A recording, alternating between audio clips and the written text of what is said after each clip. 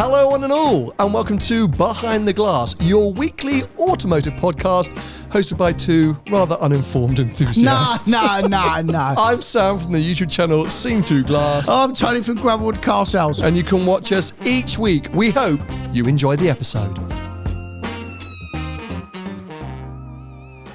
Oh, I've got some things to tell you. Oh, do you? Yes. Big news? Not big news, no. The truck's gone. Sold the truck. No way. I have, yeah, because it was approaching 30,000 miles. It was only wasn't even 18 months old, 16, 15 months old.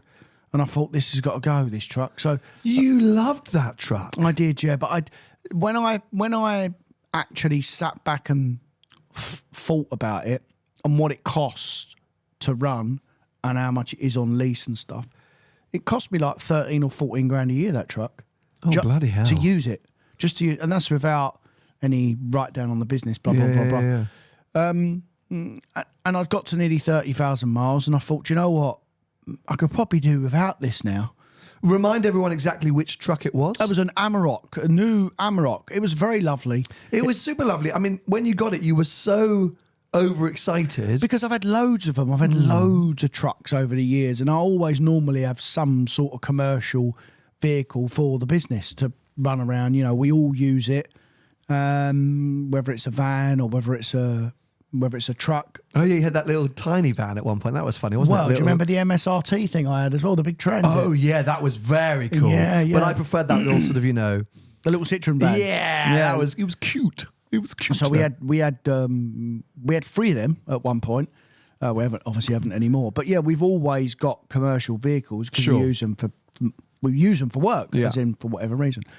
But the truck, as with them, all them pickup trucks, they're all really thirsty. Like if you're lucky, you get early 20s out of them, which I couldn't believe. Yeah, because what a pointless, not pointless, but like so uneconomical. Yeah, I mean, the only good thing is that you're always 20% in front because you claim the VAT back on the fuel. Sure. So, but yeah, they're spiteful on fuel. So for the last week or so, I've been full on using the M3.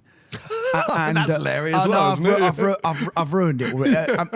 You know what really, really annoyed me as well? I keep my missus away from it, obviously, right? For obvious reasons. Obviously, I keep her away from my nice cars, right? But anyway, the car was on the drive the other day, right? And if you park my cars strategically on my drive, you can get them on and off. You haven't got to move them. Sure. So because it is like what? It's about 30 foot wide and 300 foot long, your drive, isn't it? Bit longer than that, but yeah. I wish it was. Pall Mall. Yeah. So, but anyway, if you strategically park them, you can get them out. But my car was almost in the way of my missus' car, and she said, "I need to move the car." So I said, "Oh, we'll just move the car then." I wasn't there. Mm-hmm.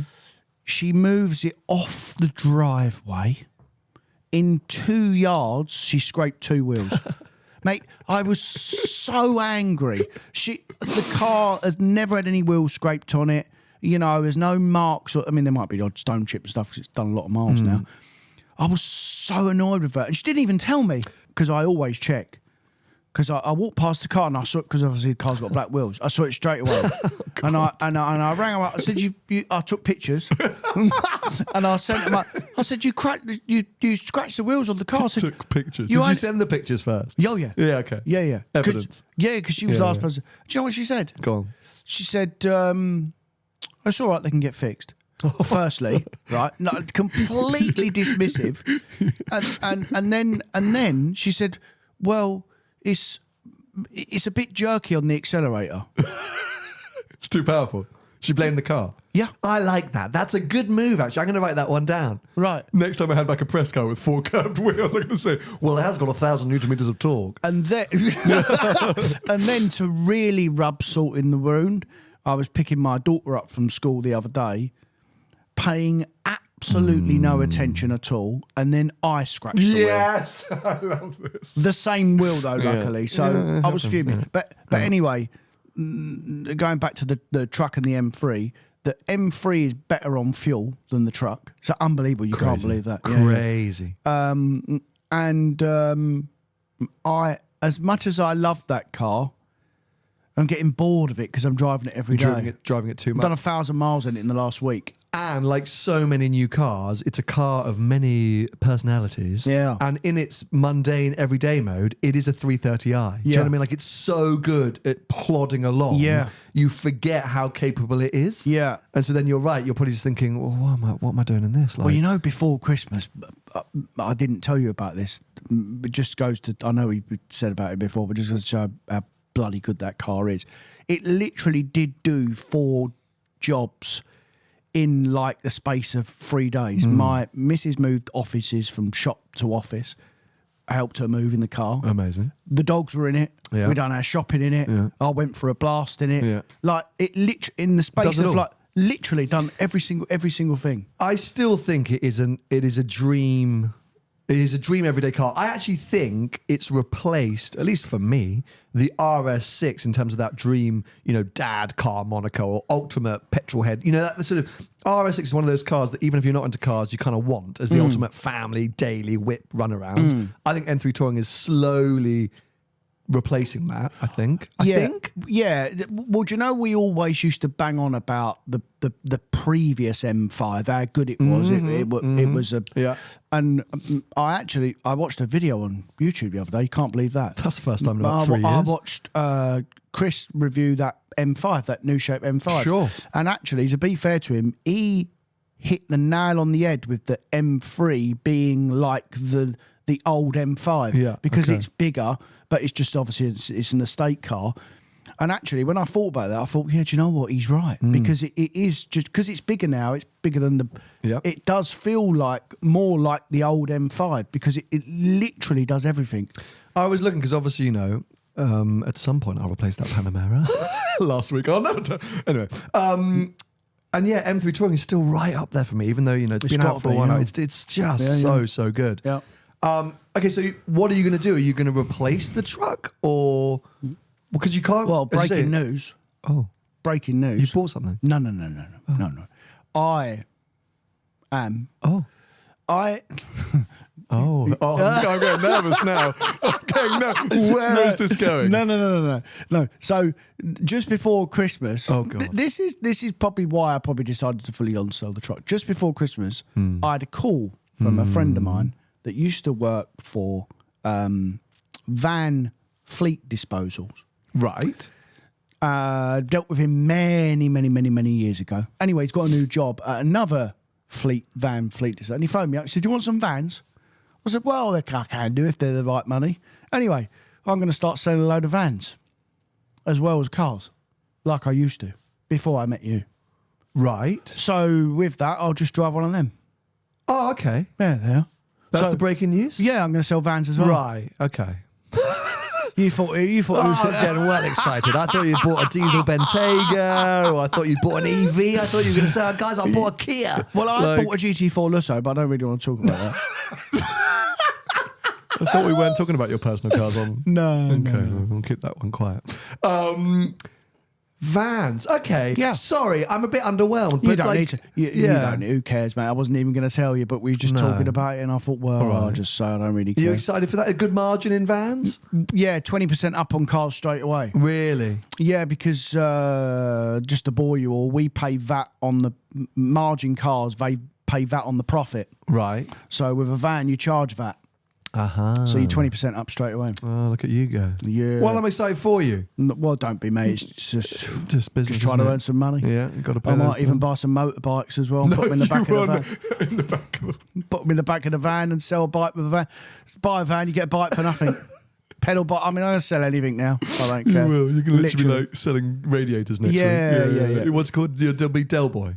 Yeah, be a one-stop shop for that's whatever. It, literally, Just got to get the cash. If it's on the website, it's going. If it's coming in, it's going. Well, good for you. I like to see you back in a van. As I say, I enjoyed that little Citroen thing that you had. That was amusing. And if it works for you, it works for you. But they're not. Are they more economical vans? Not really. Yeah, they are better. Yeah. I hate an empty van. I hate driving an empty van. Do you know what I mean? Because they just rattle around. Drive a van. Well, I've hired them every now and again to move stuff. But they rattle around and they're all a bit weird. I like a loaded up van. Yeah, fair. I might need one of your vans at one point because we've got to sort out some stuff in the studio here. We've got a lot of stuff to move. So, right. Well, I went to Africa. I know. I went to Africa, mate. Ill? Yeah, I went very ill. If you listen to last week's episode, Tony was sick. The next day, I was sick. So Yeah. I'm not blaming you, but I do feel like it was a little irresponsible for you to come to the studio as ill as you were. All right, so what did you want me to do then? Say we cancelled the episode and let all these poor people down, or you just get ill? Yeah, well, I got very ill. I went to Africa, lost my voice, which was a bit of a disaster. So you, instead of coming back with Ebola, you took it there. I'm not sure if we can say that. Right. I'll review that in the comments. Yeah. I went to primarily Drive Defender Octa. Right, well, let me just try and get my head around that. Because that sits in the market, if I'm not mistaken, to compete with a G-Wagon. Well, I don't think Land Rover said that. I think people have decided that, and I think it's wrong. Oh. Yeah. Okay. What? Essentially, Defender Octa is Yeah. Defender SVR. Okay? It's Defender SVR. What, it's got a big petrol engine in it? Yes. But Oh. they have got rid of the SVR moniker, and they've just called it Octa. So you just got to think of it as Defender SVR. Right. But the SVR badging across the board is gone. Right. For Range Rover, it's SV. Yeah. And for Range Rover Sport, it's SV. Right. But for Land Rover, for Defender, it's Octa. Right. So it's a G63 Bible. Well, bear with me here, because I wouldn't say a Defender has the same class and luxury as a G-Class. Really? I don't think so. I think a G-Wagon, when you get in, has that Mercedes level of premium. Till you drive it. Well, arguably the latest generation is better to drive than any previous one. It's still bad. I don't like it.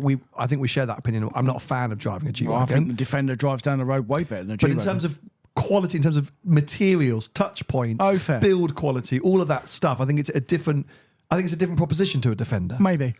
And then what's weird about G-Wagon is we've seen it over the years. They are actually incredibly capable off-road. Very. But no one, I don't think, drives them off-road. Apart from when we went to Australia and they all got stuck and the Defender we was in didn't.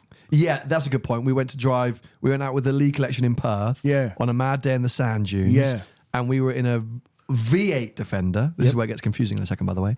We were in a V8 Defender. There were G63s, there were Dodge Rams, there were 911 Safaris, Urus Performantes. Everything binned it except us. I do think that has a lot to do with the drivers on that day. Right. Because they were all nutters. But Clueless nutters in the most adorable and loving way. Right, but 2 days before you called me a clueless nutter because I got the M3 stuck. Yes, But to then, be fair. Yeah. Yeah. But maybe I just learnt my lesson. Yeah, I think that was it. Okay, so hold on a sec. We got sidetracked there. Let's go back. So forget about the G-Wagon for 2 seconds. Right. Okay. Defender Octa is Defender SVR. Okay.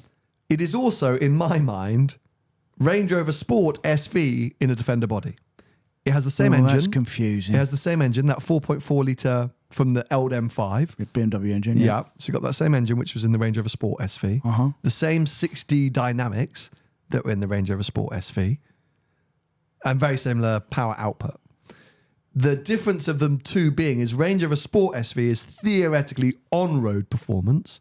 Defender Octa is off-road performance. Okay. But I was texting with my friend, right? He said, why have you gone to South Africa? I said, I'm driving a new Defender. It's called the Octa. What's that? So they're kind of headlining it as the ultimate off-roader. And they went, aren't all Defenders the ultimate off-roader? I went, yeah, absolutely. This one has 600 horsepower. Yeah. And they went, why do you need 600 horsepower off-road? Yeah. The point is, you don't. It's fun. Yeah. So I think this car is aimed at people who have too much money and too much land. Right. Because it can launch control on dirt. Exactly. Tony's pulling a face for audio listeners. All of these things are so unnecessary. Yeah. But get behind the wheel, they are absolutely unbelievably amazing. Fair. So having all of that power and performance and being able to actually put it down on loose surfaces is hilarious. Well, I think that'd be good on UK road because most of them are just full of loose surfaces anyway. Good point. I've just driven through Surrey and I thought my teeth were going to come out down some of the roads I went down. Because we have these horrific road surfaces at the moment in the UK. But you've hit actually a really interesting point.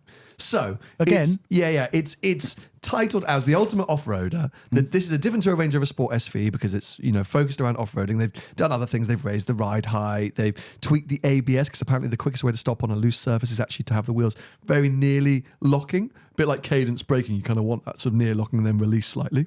That sounds like a crack. Change the bumpers for when you're going up and down hills. All these different things to make it good off-road. But what they've actually done is made the Defender really good on the road. Okay. Because wow. it's got the Range Rover Sport SV performance dynamics. Yeah. And so you put that into a Defender, which, let's face it, has always been a bit floaty, even in the V8 variant. Suddenly it goes around a corner. Suddenly it absolutely flies. Like it's the best Defender to drive on the road out of the whole range by a country mile. And then you can say, okay, that is a bit G-Wagon-like, but I still don't think it is. Right. Like I think Defender's been amazing at being as good in the city as it is off-road. That latest generation Defender, it has got some cachet, I think, in those, in that scene, like it's a statement car. But I still don't think you're buying it instead of a G-Wagon. I think you're buying it because you maybe can't afford a G-Wagon. Do you know what I mean? It's like a half-price G-Wagon. I'm not so sure, mate. No? Because maybe a G63, but it's not the same car. But like the diesel G-Wagon and the diesel Defenders, there's not too much difference in price. Oh my god! Of course, surely there is. Aren't they well over 100k a diesel G-Wagon? Yeah, but like if you've got 80 grand for a high spec Defender, you've got 100 grand for a G-Wagon. But I think they're more than that, mate. I think a diesel G-Wagon is all the cash. I think you'll find there's like 30 or 40 grand in it. Well, that's a rip-off. It is a rip-off. Yeah. Well, okay, can we talk about, is there an elephant in the room in terms of how much is this Octa thing? 150 grand. What? So it's similar to a G63? G400D is 101 grand, by the way. That says 20 grand more, so I was right. Anyway. Again. Yeah, 150 grand. I actually think... Okay. Please, don't you dare. No. I know what you're going to say, What am I going to say? What am I going to say? Go on. Really good value for money. No. Oh. I would have it over the Range Rover Sport SV. How much is that? That's more than 150 175 or something like that. Yeah. So here's my argument. I think it knocks out the Range Rover Sport SV because it has even more capability. Right. Because, okay, fine, you're driving a Range Rover Sport SV, put it in the Larry mode. Yes, it's very good and very impressive for an SUV, but who is driving it that hard, that often? No one. Range Rover's a much nicer place to sit than the Defender. Yes. Quality of finish and all that jazz. Absolutely. Yeah. But Defender has a certain vibe. It does, yeah. It's very cool. And the fact that you can then take your Defender onto the gravel driveway to your estate, or you happen to end up in a field at the fox hunting meet, which is no longer allowed to But a take Range place. Rover SV can't do that, no? Well, it doesn't have the off-road ability unless it's on the right tyres. Do you see what I mean? Like the Defender has been specifically calibrated to do all the performance on loose surfaces. Right. Where the Range Rover Sport SV is all that performance on tarmac. Right. And so having the Defender just gives you that added capability in a beefier, kind of cooler, more street credibility shape for less money. Okay. Do you see what I'm saying? I do see what You don't you're agree, saying. though? No. I'm not saying I don't agree or disagree because I need to drive it.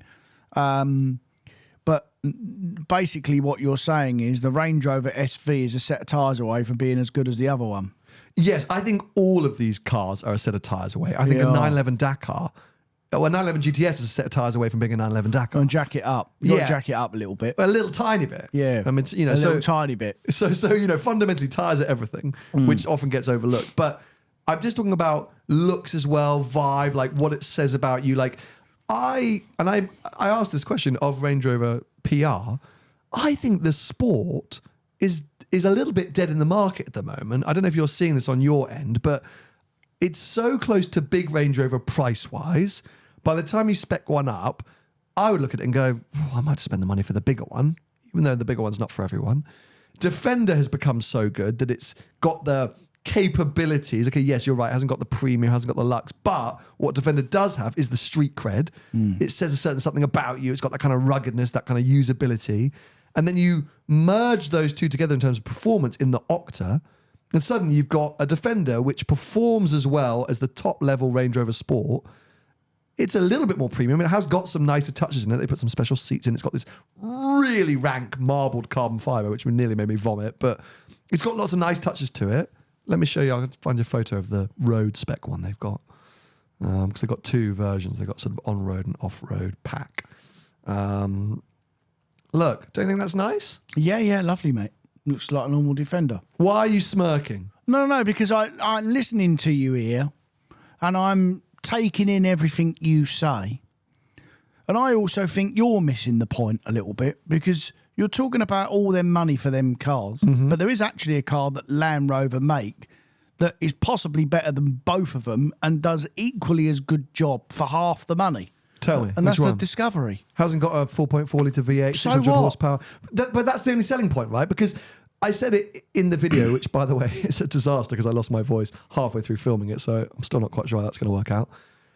Buy a diesel Defender 90 and you're doing just as good. But what you're not doing is launch control on dirt. You haven't got hunking great V8 under your foot. You haven't got insane power and performance. Like the speed you can do on dirt in the Octa is super impressive. Yeah. Like the electronics are incredible. Now that is a gimmick. Yeah, no all right. one needs to do it. No. To actually go off-road, you don't want that. Like, Yeah. well, you don't need that at least. It's just really amazing that they've done it, and it's fun and it's hilarious. And as I say, it's a toy if you've got lots of money. But you're right. If you just want to do a thing, just go buy a standard Defender. But we're talking about the big money, big engine, big performance variants. A Range Rover, I don't think is that anymore. I think it's gone too premium, too luxury. You're not going to want to take it. Big Range off-roading. Rover. Yeah. Yeah. The Sport SV, sure. I think if you put some good off-road tyres on it, apart from maybe catching the odd bumper because of the ride height, you're in pretty good. Like, you are going to be able to go quite Nearly far. as good, yeah. It's just got the two low bumpers. And then nothing else in the lineup has the performance, the engine. No. Because go back to V8 Defender, which you can still go and buy, by the way. You can still buy the standard V8 Defender. It doesn't have the 60 dynamic suspension, which is the game changer. Okay. It's the total game changer. All right. Well, maybe it just makes more sense in other countries and not here. No, I think it makes sense here. I think it's a great road car. Right. It's because it's the best road But all driving Range Defender. Rovers are great road no, car. Defender. Oh, okay, fine. Because of the 60 dynamics, it Yeah, makes it okay. a better on-road car. But it is silly. It's a silly thing. Yeah, okay. You know, but if I was contemplating Range Rover Sport SV, I'd go and buy a Defender Octa instead. Wow. Yeah, for that money. Fair. Save the money, you got just as good a car. Anyway, as I say, video will go live this weekend. I really don't know what it's going to be. A lot of voiceover because literally, like halfway through, like my third take, I'm like, You died. died, mate, on the floor. Landry were like, "Do we need to call a medic?" I was like, "I'm not sure." Anyway, I'll live. Now, I don't know how to handle this without sounding like a real twat, but an article came out on Autocar whilst I was away, which I had to really bite my tongue to not just plaster and post everywhere. Right. Well, you sent it to me. Of course I did. Yeah. Headline reads, Porsche mulls new ICE Macan amid drop in brand sales. Hold on a minute. Conceptual decisions are being made after brands' sales fall year on year. Right. Interesting this, isn't Did it? I not hear an influencer, quite a big one, actually, has a very debatable. good relationship with Porsche. Did he not break this news 6 weeks ago or something and got absolutely caned for it? God, I almost don't really want to talk about it. I Yeah, mean, let's talk about it. Let's talk about it for another half an hour. I mean, look, as we said in our theoretical apology episode that we sort of felt we had to do. Take that down now. Well, because you know, oh mate, I don't know. The world's just a weird place. But this is now a legitimate automotive source, not a half-assed influencer who doesn't know what he's talking about. Coming out and basically the exact same story that we discussed. They claim to have more inside information, which basically sort of what's called collaborates or whatever it is, the claims that we made that, yeah, Porsche are going to look at maybe putting an engine into Macan. I think the bit which maybe we didn't expressed correctly, which maybe they have in this article slightly, which I always thought in my head, but maybe the words didn't come out, is I wasn't always convinced that Porsche were literally going to slot an engine into the electric Macan that's on the road today. I think it was more like in Macan in general. Yeah. Maybe we tripped over a little bit on that, and it came across like we were saying literally they're going to slot an engine into the Macan that we have seen on sale right now, which, hey, look, never say never. But Autocars are talking about more future Macans, that Macan will be redirected, but then once have a, which I think is what we were trying to get. Which can have both, so it can have an engine and an electric powertrain and a hybrid powertrain. Fairly sure is what we said. Yeah. Now, this is what I thought was interesting, this little paragraph here. If Porsche does decide to reintroduce a new ICE Macan, it would mirror the approach taken by fellow Volkswagen Group brand Audi and be twinned with the premium platform combustion-based third generation Q5, which was launched alongside the new Q6 e-tron last year. So, I mean, again, they've already got the platforms. Yeah, They're literally already there. Now, we got some interesting DMs over the last week or so. Did we? Yeah, well, you mentioned one that you wanted to I discuss. did, yeah. While we're on electric vehicles, I'm going to say something a bit more positive. Although Porsche are seeing a drop in new sales, we in the motor trade are seeing a incline on used cars. So demand for used EVs? Demand for used EVs, because they've got to the point now where they're as cheap, or in some circumstances, cheaper than the petrol or diesel equivalent. On the used market. On the used market. The punters are obviously voting with their feet, and they're buying them. Well, because, God, they look attractive. It's what we've always said. Even, I mean, Taycan's the easy one for me to go to, but across the board, you look at some of these EVs, like even EQEs, and you go, God, they're looking quite good value now. Yeah. I mean, some of the honestly, I've told you before, some of the used prices we see for EVs are literally eye-watering, where I can give you a very, very good example of one of my neighbours at work. He's got a massive fleet of vans, and he's got some electric cars, obviously, for some of his company guys.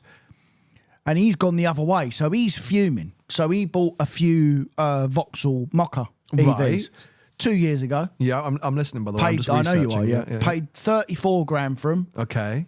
Got 13 grand in part exchange for them 2 years later. Ugh.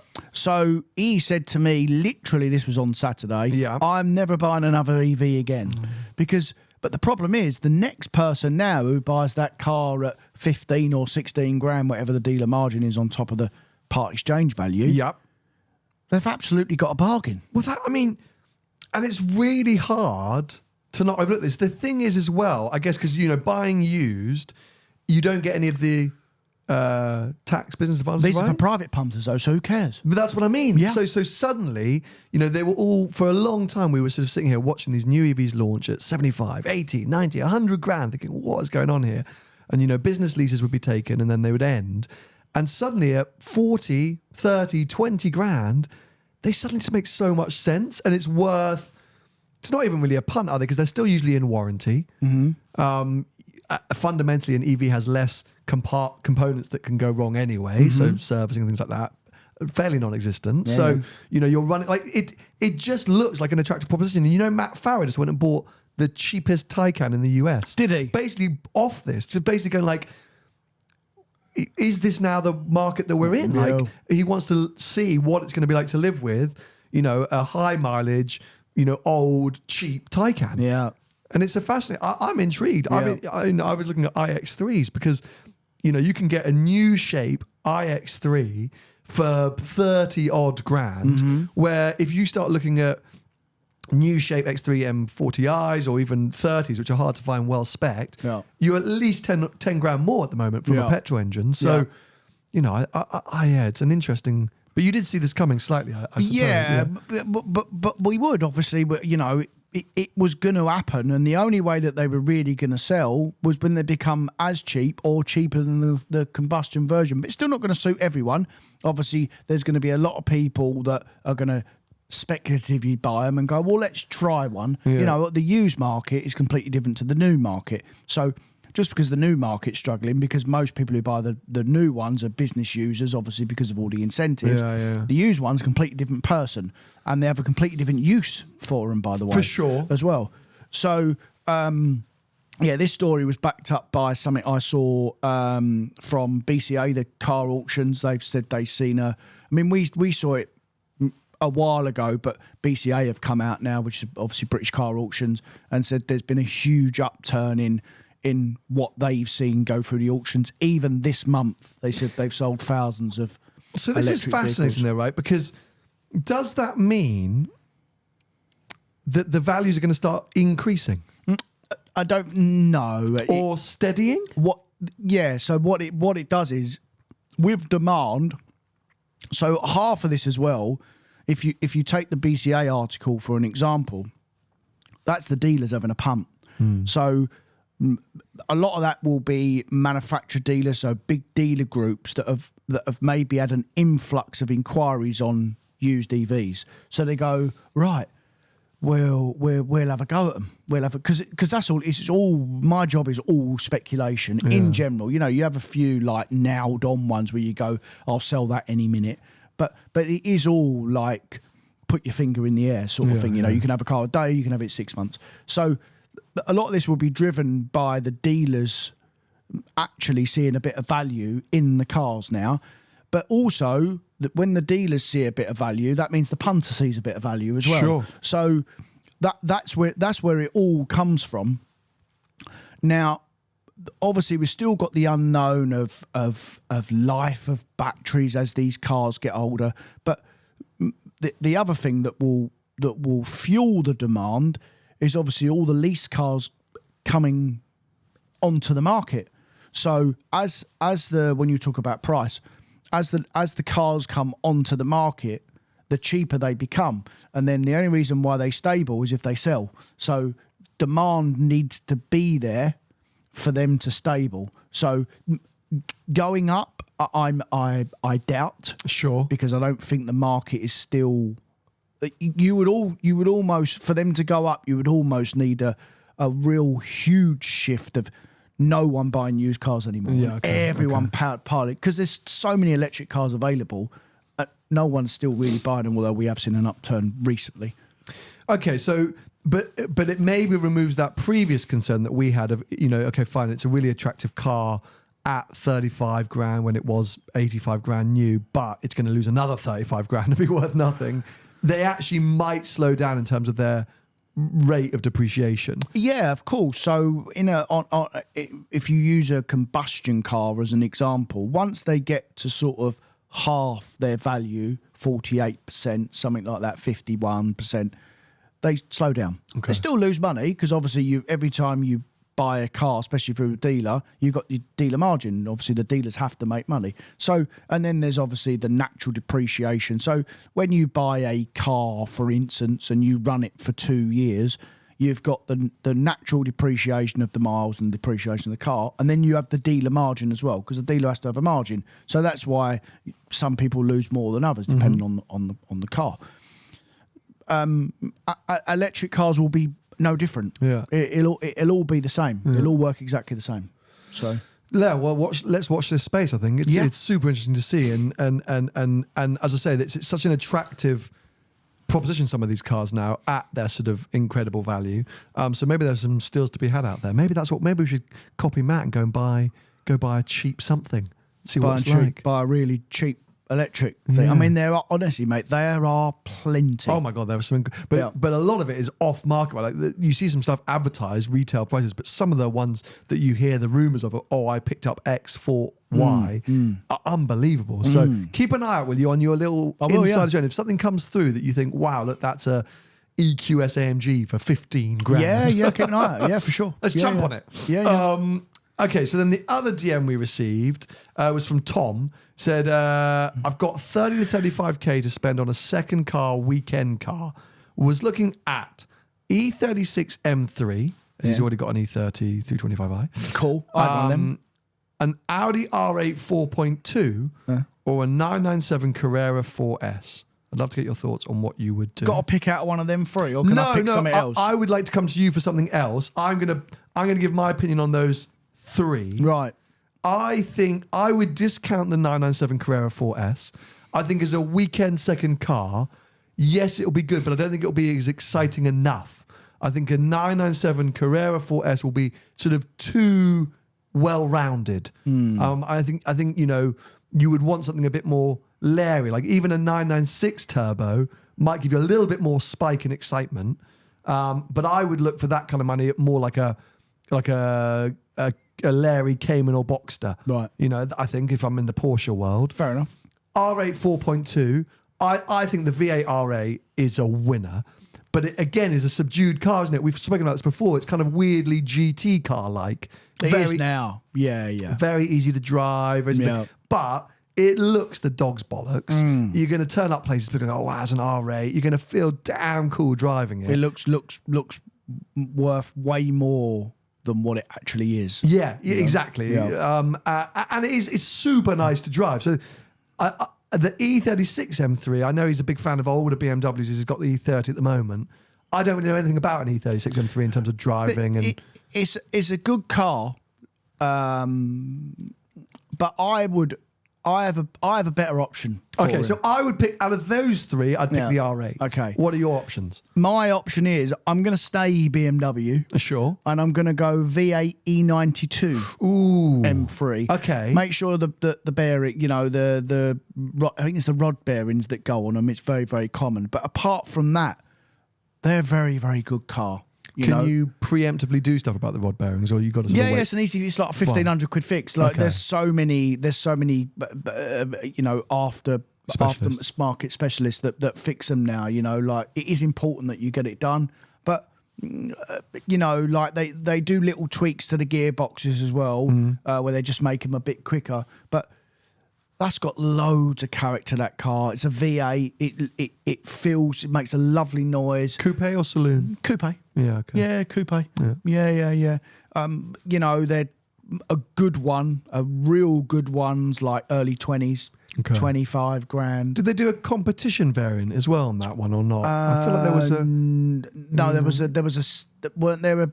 No, I don't think they did. But there was the GTS one. version. I drove that one. That was amazing. Yeah, I mean that's gone, that car, in terms of all the cash value. Right? Yeah, no, they didn't do a competition what version. What year was that made up to? Was it 09 to 12? Okay, let's maybe 13. I think it was 13. Let me see what the hilarious one online is. Yeah, they done it because I had a convertible one, giving it the big one back in the day. Oh, yeah, they did a competition pack. I thought was it a compact one? Yeah, and that's all. There's a, and of course, TGE's kind of weird blue one. Oh, that's supposed to be some limited edition thing, isn't it? Is it blue or red? It's or blue. something? It's blue. It's blue. Yeah. I never know what he says, but yeah, there's a few like sort of packs. Yeah, so that from memory, the reason why that's gone out of my head, that competition pack that they put on that car was a few quid. From memory, it wasn't worth the money. Fair. Which is why there's not millions of them around. It's not the competition pack that you know and love now on the new stuff. It makes sense that I'd like it because it's basically just a nice set of wheels. Yeah. I've got the rare one. Yeah, I vaguely, because I didn't have the competition. I had the previous car, and the normal one is easily as good. I think it's harder, the competition car, and a set of wheels, basically, which was a nonsense. See, I always wanted would it be the E90 M3 saloon then? You're talking about the E90 E92, coupe, yeah. E92 coupe. Yeah. I think the E90, which had the clear tail lights, because I had the 330i variant of that. Okay. And me and my mate always dreamed of having the M3 version. You get manual on that with the big old engine. Yeah. They're hard to find now. Unmolested, they're hard to find. Yeah, but it's the same with the coupes. That's why you got to pay the money and have a good one. But they will be around. And if you want a manual one, you could have a manual. Probably even rarer as a manual. But they are. I would always have the DCT because it was good enough. You got to have, in my opinion, anyway, you got to have the EDC on it as well, which is the electric damp control thing that they had Bumpy back road in the mode. day. Pretty much, yeah. Pretty much, yeah. So, but yeah, I think for the money, it won't do any money either. As in, it sort of found its feet now. That's the money for them. Is there anything Laria that we can think of? He's obviously a man who's after a bit of an old modern classic, isn't he? R8s and 997s. Like, you could go GR Yaris, but I don't think that's his style. No. So I think you've hit the nail on the head with the E92. You don't want an V8 RS5 because they don't really. I mean, they're cool, but they don't really do much dynamically. A bit of a blunt instrument. A bit of a blunt instrument. Yeah, just a good car. You could look at a C63. But it's not the reason why I picked I thought about all them cars. Yeah. I thought about RS4 Estate. Yeah. Oh yeah, nice. I thought about all of them, but dynamically, and because he's a BMW man, Yeah. I thought the E92s that's the car for I'm going him. to do one more little research here, live research. You know what? While we're talking about DMs as well, I often get some DMs. I've spoke about it before, but I'm gonna re-enter the chat with it basically because I just need to remind people. How exciting. Because some people Re-entering the chat. in between their ears, I don't think there is anything there. Oh. Yeah, so Aggressive. I get lots of DMs and people sending me stuff about values on cars, about Your Porsche favourite. giving money off cars.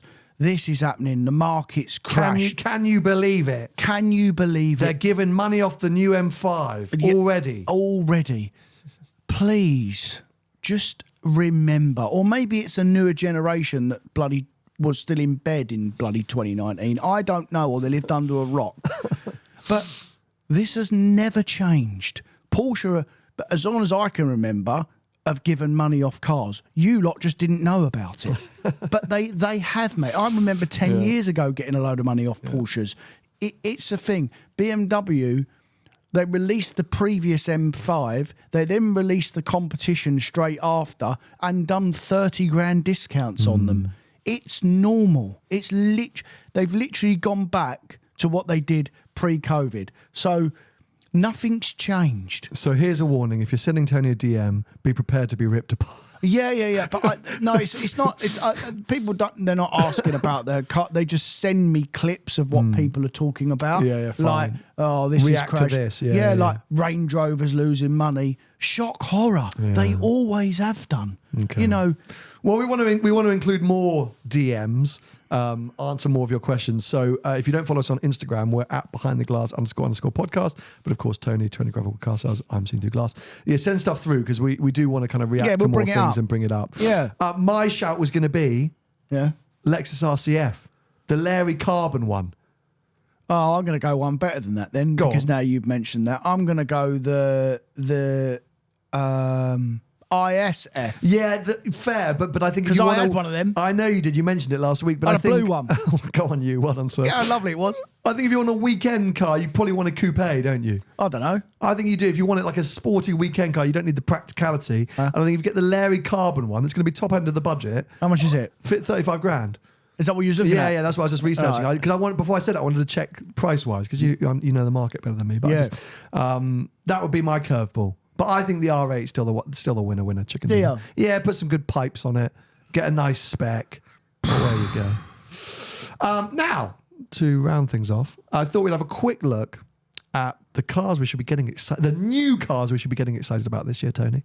Because there are some. We've been banging on about old cars the last few episodes, getting all excited about modern classics again. People couldn't believe how positive you've been about cars. I tried to warn them. I said, look, we've been reinvigorated over Christmas. But they didn't believe us, and now they're saying, "Oh my God, Tony's actually quite a nice guy." I am fairly normal, yeah. Fairly. Sometimes get the Yeah, a little bit. But there are some new cars that we could be excited about. So I put up Top Gear's list, thanks to topgear.com. Lovely. I think this is 10 cars to be excited about or to be intrigued by in 2025.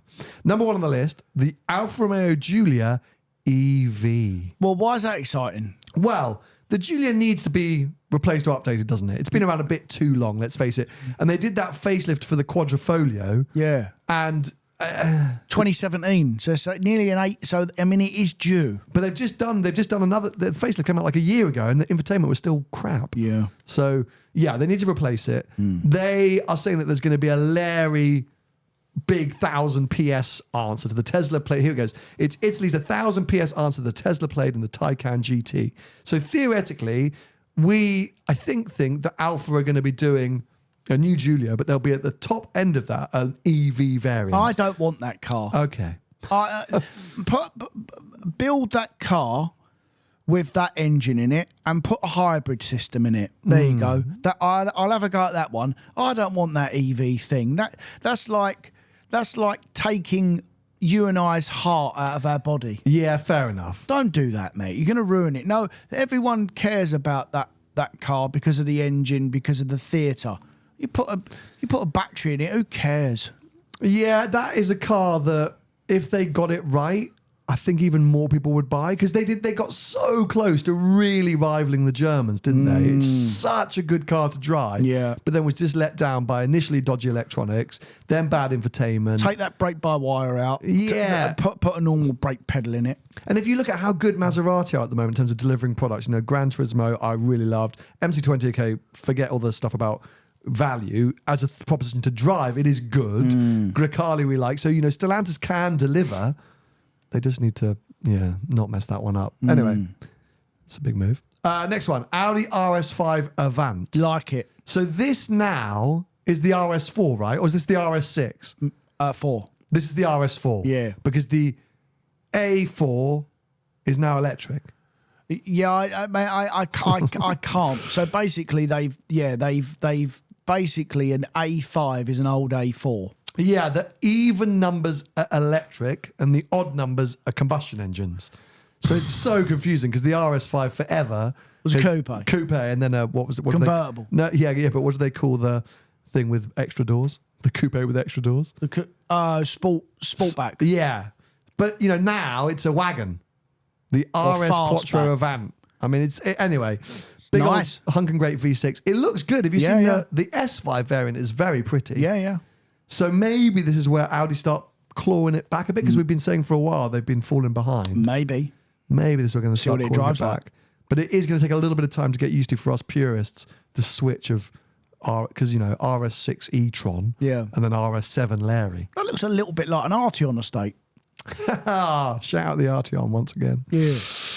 Now this one I'm very excited about. What being is a fan that? of new BMW. It's the BMW Neue Klasse. So this is going to be their new design language. We're going to see the 3 Series first, I think. Like that? It's basically going to be boxy. They're going boxy. With that front like that? Well, they're saying they're going to pinch the kidney grille. That the big old grille is going to be really reduced. Some of the early spy shots of the 3 Series do suggest it's going to be quite close to this.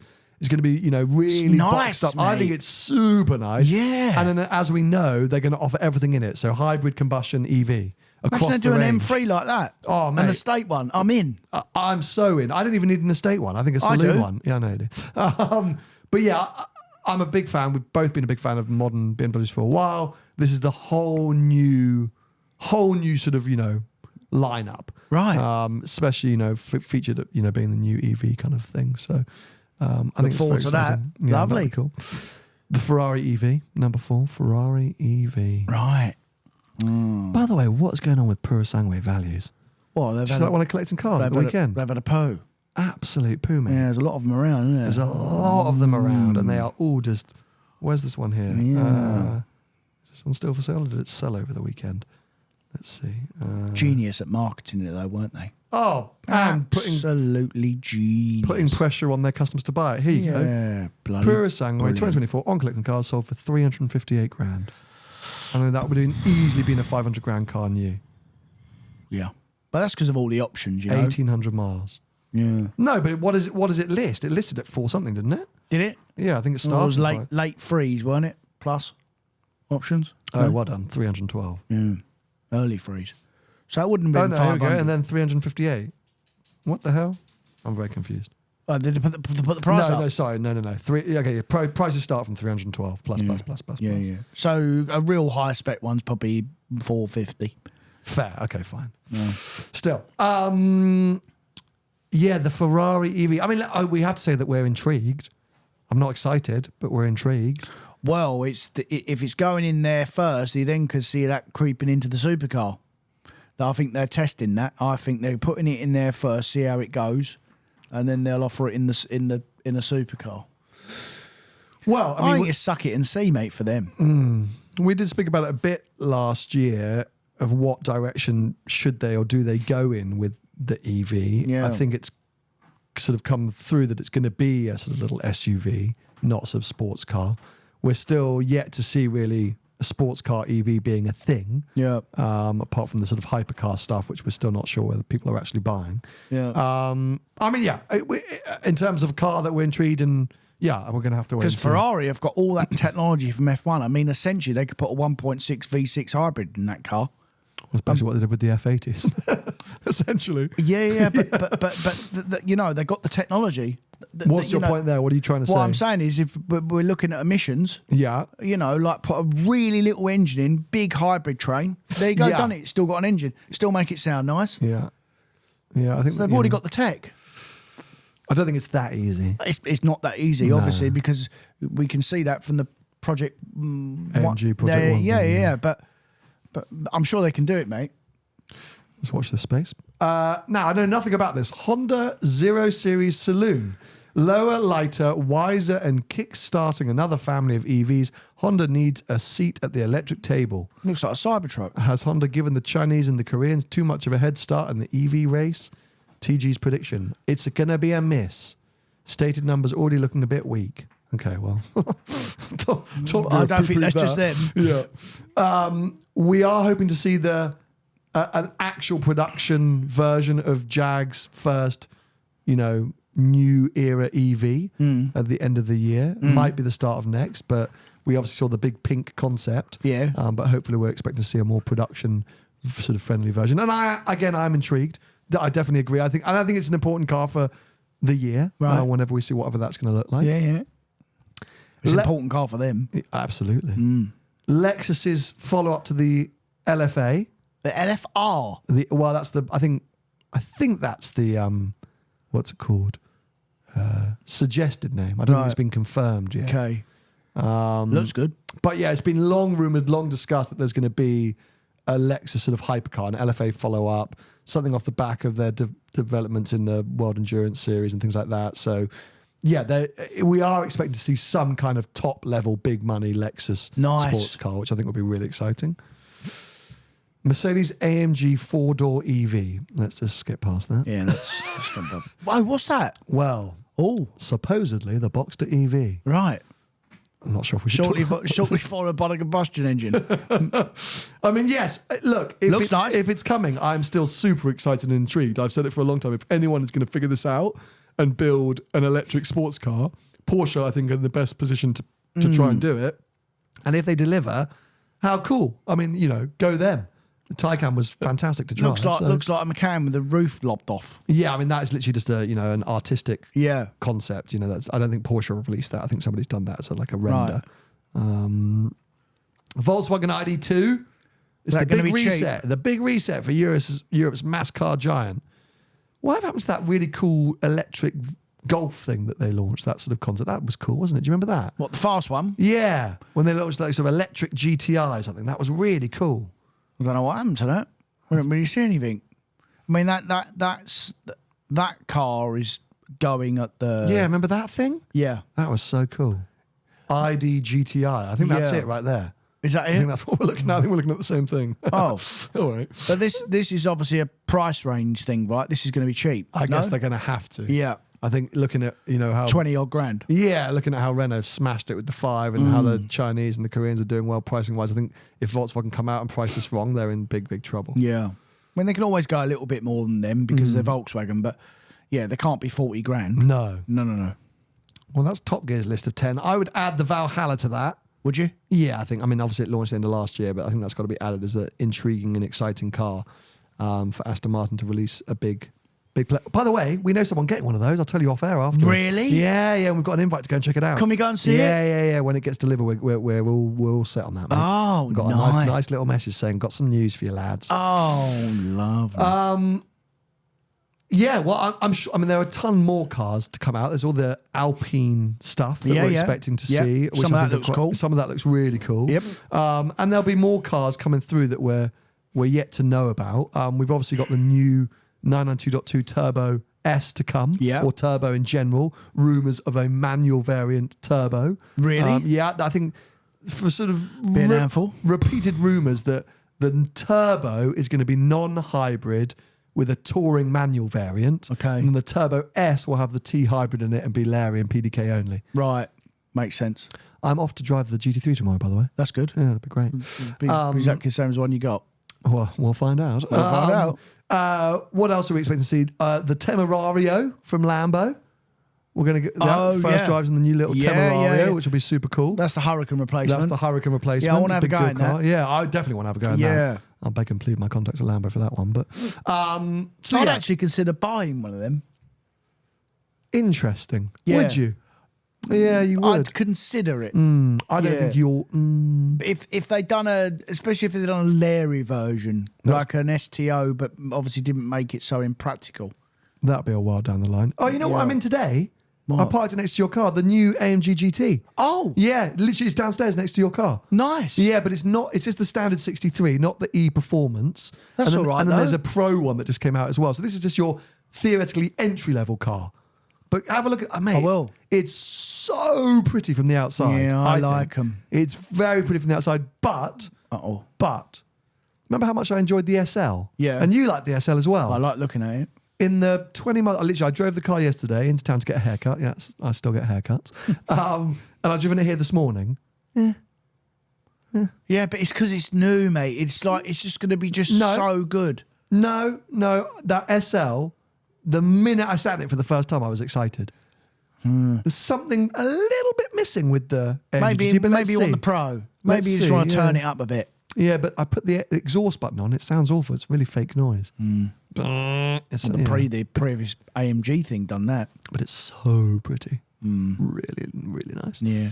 They do make nice cars, Mercedes. I do like Mercedes. I really like Mercedes. I'd really like to own a Mercedes, but I couldn't quite stomach spending the money. Do you know what I mean? Like, I keep looking, thinking which one would fit my lifestyle, and then I can't really work out which one it would be. Yeah, fair enough.